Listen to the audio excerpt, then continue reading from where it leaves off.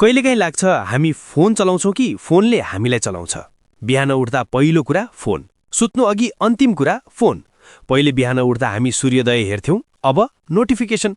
कसैले मेसेज गरेको छ कि, कसैले लाइक दिएको छ कि, हामी एकैछिन मात्रै चलाउने सोचेर स्क्रोल गर्न थाल्छौँ, तर पत्तै नपाई एकछिनको बहानामा अनन्त स्क्रोलिङ सुरु गर्छौँ। हामीले प्राय फोनमा खासै केही काम नभए पनि हेरौँ हेरौँ केही आइहाल्यो कि, केही छुटिहाल्यो कि जस्तो लाग्छ। त्यो हो FOM हो, फियर अफ मिसिङ आउट। हाम्रो दिमाग आकस्मिक सूचना, र्यान्डम इन्फर्मेसन आउने आशामा बसिरहन्छ। नोटिफिकेसन आउँदा मस्तिष्कले डोपामिन नामक रसायन छोड्छ, जसले भन्छ यो राम्रो लाग्यो, फेरि गर। हरेक लाइक, हरेक स्क्रोलले त्यो चक्र दोहोऱ्याउँछ र त्यही कारण हामी नजानिन्दो गरी स्क्रोलिङको जालमा फस्छौँ।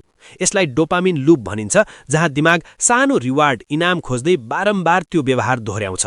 बिस्तारै यो बानी, अनि बानीबाट लत र अन्ततः एउटा अनियन्त्रित बाध्यता बन्छ। वैज्ञानिकहरूले यसलाई डिजिटल एडिक्सन वा नोमोफोबिया, नो मोबाइल फोन फोबियाको रूपमा पनि परिभाषित गर्न थालेका छन्। कहिलेकाहीँ त हामीलाई फोन कम्पन भएको जस्तो लाग्छ, तर भएको हुँदैन। यसलाई फ्यान्टम भाइब्रेसन सिन्ड्रोम भनिन्छ। यही डोपामिन चक्रले हामीलाई बारम्बार फोनतिर तान्छ। हरेक पटक हामीलाई यही सानो खुसीको भ्रम दिन्छ, तर त्यही भ्रममा हामी वास्तविक खुसी हराइरहेका छौँ। पहिले साथीहरूसँग कफी पिउन जाँदा कुरा हुन्थ्यो, अब आजकल सबै आफ्नो स्क्रिनमा व्यस्त हुन्छन्। हामीले समय बाँड्न बिर्स्यौँ, क्षण महसुस गर्न बिर्स्यौँ, अनुहार हेर्न बिर्स्यौँ।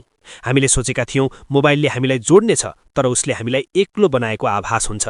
आज यो उपकरण हाम्रो जीवनको केन्द्रमा छ र हामीलाई थाहै नदिई हामीलाई नियन्त्रण गर्न सिकिसकेको छ, हाम्रो मालिक बनिरहेको छ। यो केवल एउटा उपकरण मात्र रहेन, बरु हाम्रो ध्यान, समय र सोचमा कब्जा जमाउने सम्पूर्ण प्रणाली बन्यो, जहाँ हाम्रो ध्यान नै उत्पादन हो र हामी नै वस्तु बनेका छौँ। यसलाई एटेन्सन इकोनोमी भनिन्छ। मोबाइल हाम्रो जीवनको हिस्सा हो, तर त्यो सम्पूर्ण जीवन होइन। कहिलेकाहीँ स्क्रिन बन्द गरेर आफ्ना विचार सुन्नुहोस्, त्यहाँ अझ गहिरो आवाज हुन्छ जो तपाईँको आफ्नै हो।